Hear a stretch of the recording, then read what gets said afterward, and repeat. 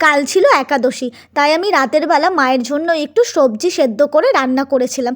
যেহেতু মা ভাত তো খাবে না একাদশীতে, মা তো একেবারে ফল সাবু এইসবই খায়, তাই রাতের বেলা ওটা খেয়ে থাকবে। তাই আমি ভাবলাম একটু মায়ের জন্য একটু অন্য কিছু রান্না করি। তাই এই যে দেখো, খানিকটা ফুলকপি নিয়েছিলাম, তার সাথে গাঁটি কচু আর আলু নিয়েছি কেটে, আর এই দিকে নিয়েছিলাম একটু বটবটি, আর তার সাথে অর্ধেক টমেটো ঘরে ছিল সেটাও কেটে নিয়েছি। এবার এই সব সবজিগুলোকে একসাথে নিয়ে একটু হালকা ফ্রাই করে তারপরে তরকারি মতো করে নেব। প্রথমেই আমি ফুলকপিগুলো দেখো জল গালার জন্য আর কি উনুনে একটু জল দিয়ে একটা বাটির মধ্যে করে বসিয়ে দিলাম। উনান বলতে ওভেনের কথা বললাম আর কি। এই যে দেখো আমার পুরো ফুলকপিটাই সেদ্ধ হয়ে গিয়েছে।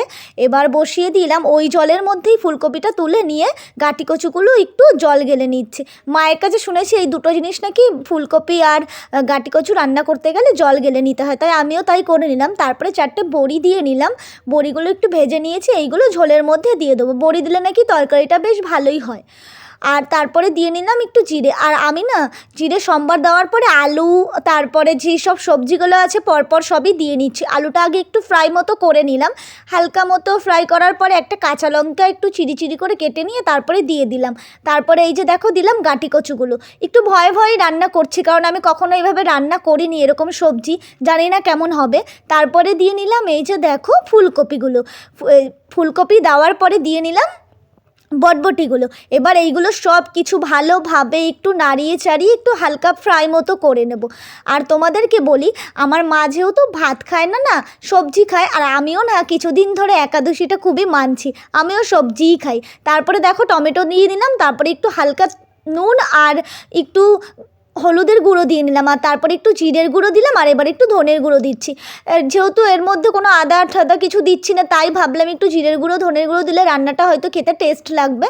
তারপরে এই যে দেখো হালকা ভেজেছি, ভেজে তারপরে আমি একটু জল ঢেলে দিলাম।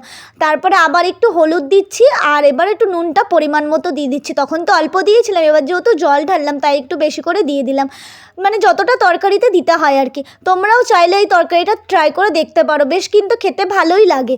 আর আমরা যখন খেয়েছিলাম বেশ ভালোই লেগেছিলো, মা বললো খেতে। তারপরে যে বড়িগুলো ভেজে রেখেছিলাম সেগুলোও দিয়ে দিয়েছি, আর বড়িগুলোও দেখো ওই ঝোলের মধ্যে ফুলে এক একটা কত বড় বড় হয়ে গিয়েছে। চলো আমার রান্না হয়ে গিয়েছে।